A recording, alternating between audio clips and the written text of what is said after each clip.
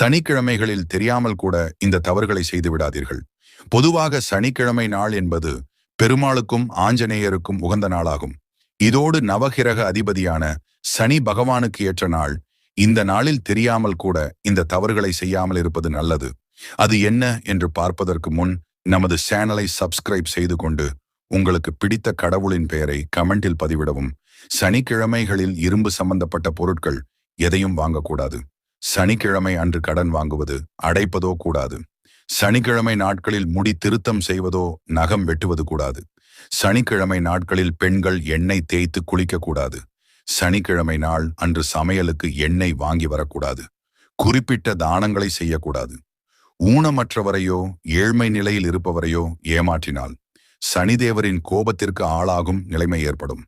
இதுபோல செயல்களை செய்யாமல் இருந்து நம் வாழ்வில் புண்ணியத்தை சேர்க்க வேண்டும். இதுபோன்று செயல்